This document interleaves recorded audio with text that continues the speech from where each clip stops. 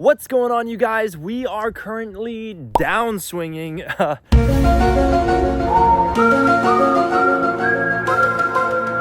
Today we're playing the 5-5-10 game, so hopefully it goes better. Hit that intro. Cheers. With the guy Brantzen, who has the Brantzen poker logs. No! Let's go! Let's go! Tell him he's got a lot of class, and it's all low. Like I said, I'm currently in a downswing. It's been a rough couple of weeks of running bad, and honestly, probably not playing 100% my best. When you're in a downswing, it can definitely affect you mentally, can put you in more of a losing mindset, which in turn manifests into more losing sessions. Anyway, hopefully I can turn it around today. I start with Ace-King on the button. The hijack opens to $30, standard 3-bet spot for me. I make it $90. Back to the hijack, he calls, and we're heads up to a flop of 8-7-3 all hearts. After he checks, I put out a small c-bet of $65. I do have the ace of hearts, which is very, very good. Anyways, he makes the call, and the turn is an offsuit 10. He checks, and this is not a good card for me. He likely has a pair plus draw, or even stronger at this point, and I really don't think I'm going to be pushing off any of that, so I check back. Hopefully I can hit a heart or at least a pair. The river is a 5. Now I have nothing but ace high. He bets $230 and I fold. Apparently I'm Shrek and I must have touched one of my dirty swamp fingers to the camera, so now the next few hands are gonna be smudged. Sorry about that, but I pick up 4-5 of spades in the big blind. The hijack opens to $40, the cutoff calls. I have an interesting hand, I decide to make the call, and we're 3 ways to a flop of 4-5-10 all clubs. Oh baby, I flopped 2 pair. It's definitely worse that it's a monotone board, but either way, I check to the pre-flop aggressor like usual. The hijack checks and the cutoff checks. Okay, so pretty confident I have the best hand now. The turn is a jack, and I think it's time to start betting. I bet $90, only the cutoff calls, and we're heads up to a king on the river. Now I have a decision. I could bet to try to get value out of a hand like Queen King that now has top pair, but now it'll be harder to get paid off by Queen Jack, Ace Jack, King Jack makes 2 pair, Ace Queen makes a straight. I really don't like this king on the river. I check to see what he does, but he checks back, good sign, but he shows King Jack for a better 2 pair. Definitely a bummer, but at least I lost the minimum. Moving on, I pick up pocket 7s in the big blind, the cutoff limps, the small blind limps, and I bump it up to $55. Only the cutoff calls, heads up, just the way I like it, to a flop of King 4-8 rainbow. It's a dry board, should favor my range, so I start off with a c-bet of $40, and he makes the call. Okay, turn is an ace, definitely much better for my range than his. He should never have ace-king when he limp calls preflop, so unless he has ace-4 or ace-8, it seems like a good card to continue on. I bet $115, trying to fold an 8, maybe a king, but he makes the call again, and the river is a 3. Well, I think he would have likely raised me if he had ace-4 or ace-8, so I'm probably dealing with a sticky king here. Okay, one more try. I bet $200, about half pot, making it look like I'm going for value, and he goes in the tank.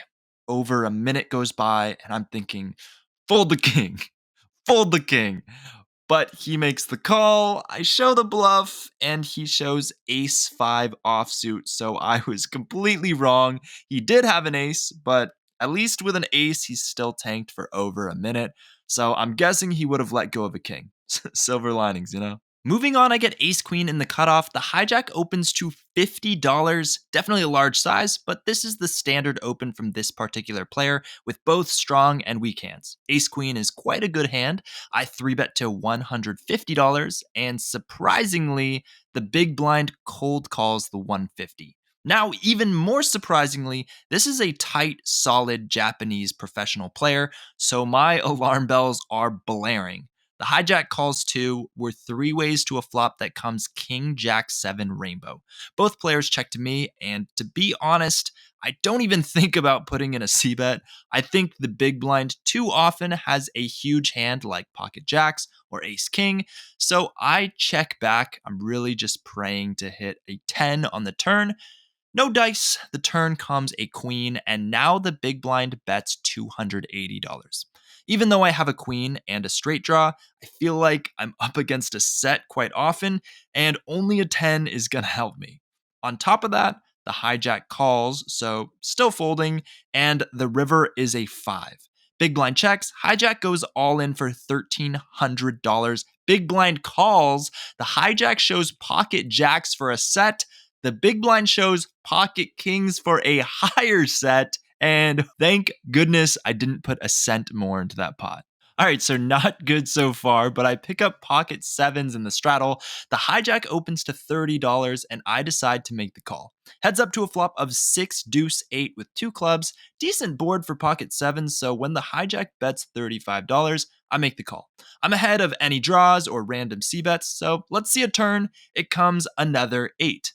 Now the hijack continues firing. He bets pretty big, $100.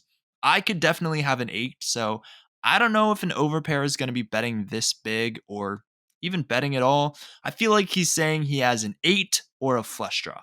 Okay, let's play this game of chicken. I call, and the river is a 7. Yes! If I lead out here, I'll get called by his 8s, but his flush draws will get off easy. So I decide to check, give him a chance to bluff with a draw, or bet for value with an 8, and then shove it in his face. Well, he thinks for a while, and then checks back. Whatever, I guess he didn't want to bluff this time. No, he shows an 8, and later he told me he had ace 8. How does he check back ace 8 here? You gotta be freaking kidding me. I mean, are you kidding me? Are you kidding me? You gotta be kidding me. You gotta be kidding me. You gotta be kidding me. You're kidding. Nope, I'm not kidding. Apparently, this guy has the stone cold read on my soul, so I'm getting away from Mr. Madame Zeroni over here before he can curse the rest of my session. You and your family will be cursed for always and eternity. New table, I pick up ace jack on the straddle. There's a button open to $35. The big blind 3 bets to $130, and it's on me. Now, this opponent is another Japanese pro, and from a button open, he's going to be 3-betting quite frequently. Still, I don't like calling here, which leaves me with 2 options, folding or raising. Well, most often I'm folding here, but this time I'm using my hand as a 4-bet bluff. I raise to $400. Button folds, and the big blind thinks for a while, and then he folds and I get it through. Later, I heard him talking to his other Japanese friend, and I'm pretty sure I heard him say he folded pocket queens, so definitely good result there. Next, I get ace king off in the straddle. The under the gun opens to $50. The hijack and cutoff call. I'm going for that 3-bet. Normally from out of position, I would make it 4 times the raise plus the flat calling money, so $300. However, the under the gun is a short stack with only $325 left in his stack. If I make it 300 and he goes all in, the other 2 opponents will be able to flat call again, knowing that I can't re-raise after that. So instead, I pick a size of $175. Now if the under the gun goes all in, it will count as a full raise, and I'll be able to re-raise when it gets back to me. None of that matters this time as everyone folds, but I think it's good to at least have these things in the back of your mind as you make a raise. Moving on, I get 4-5 of clubs in the Lojack, a little bit loose, but I open to $35 and only the button calls. Heads up to a flop of ace 3-6 rainbow, good for my range, also good for my cards having an open-ended straight draw. I start off with a bet of $30. He makes the call, and the turn is a 4. Well, I improve to a pair, but I check it over for pot control. This opponent is quite wild, and I don't want to get raised off this hand if I make a bet. He bets $80, and I make the call. The river is a deuce. I hit the straight. Let's go. But now I am in a bit of a tricky spot. I'm out of position. I don't have the betting lead. How do I make the most money here? I could bet small to medium targeting an ace, or I could check. I shouldn't have many fives here, so I feel like he'll bet with any two pair sets, and this player is wild, so he could definitely have a lot of bluffs too. And then I could raise. Okay, I check, but he checks back. Of course, I win, but it's deja vu. I make a monster on the river and get paid the minimum. I feel stupid. There's an old saying in Tennessee, I know it's in Texas, probably in Tennessee, that says, fool me once, shame on you. If fool me, we can't get fooled again. Fool me one time, shame on you. Fool me twice, can't put the blame on you. It's settled. I'm the king of making the minimum. How can I do it again? I pick up pocket aces in the small blind. The cutoff and button limp. I'm not limping. I raise to $60 and only the button calls. Heads up to a flop of 6 deuce 4 all spades. I have the ace of spades. My opponent has a short stack.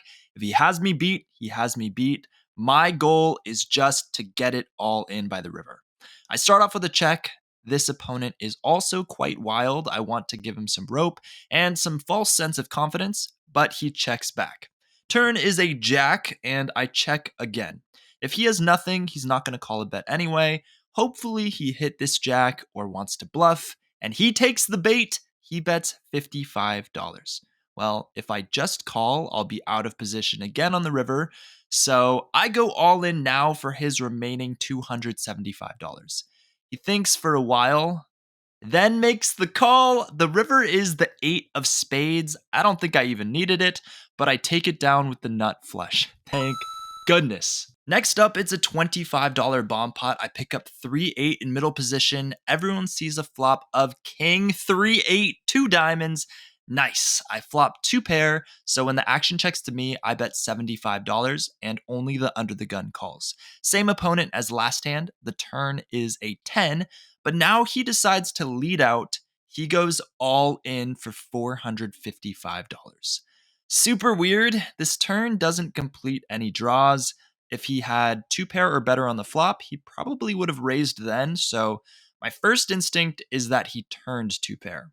I say, king 10?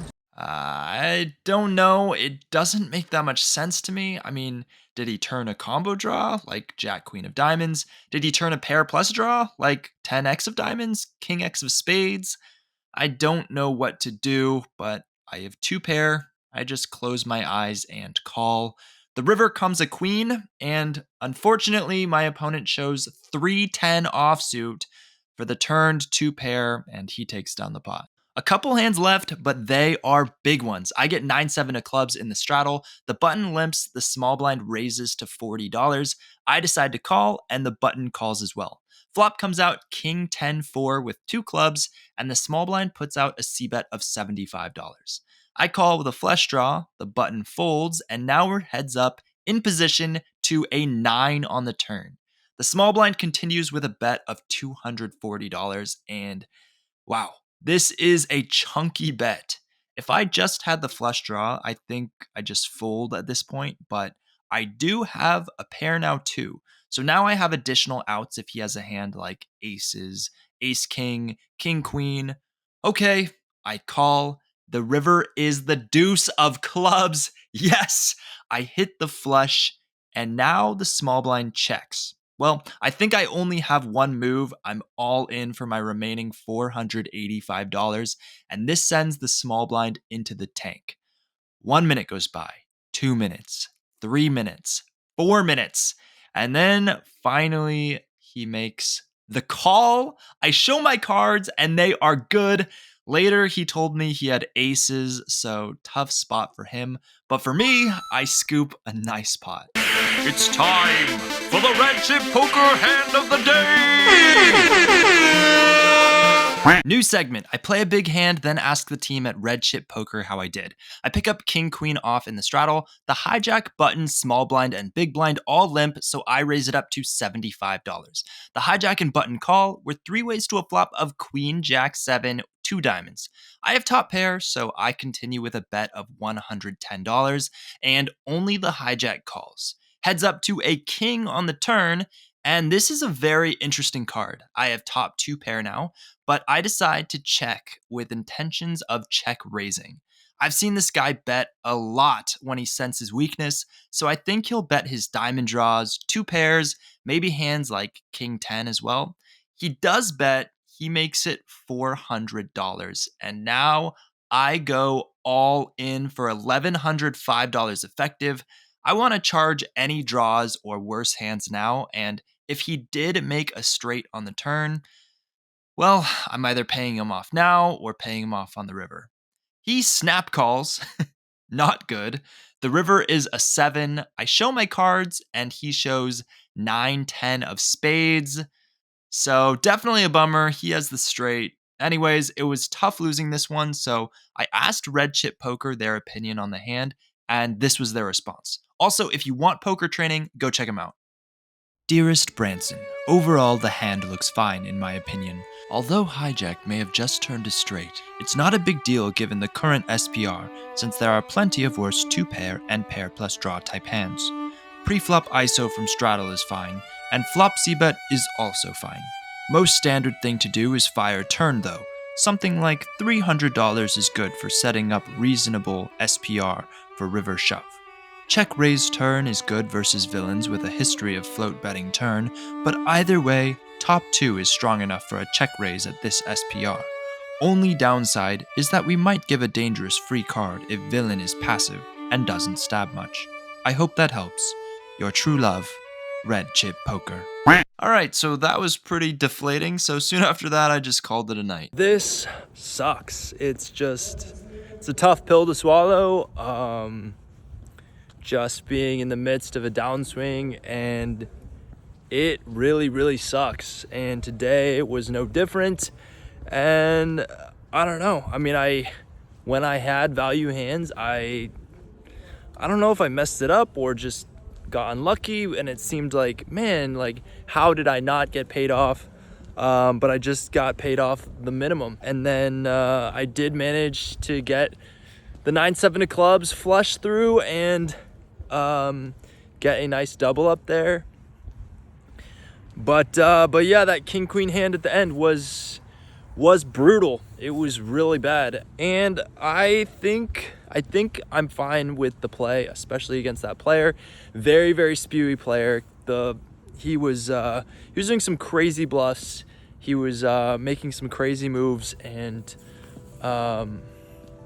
yeah, I was near the top of my range there. So yeah, I don't have too big of a problem with that. But yeah, overall, this just sucks, and I don't know what to say. I hate downswings, just like everybody else, and I hope you guys are running really well. But thanks for watching. I'll see you in the next one.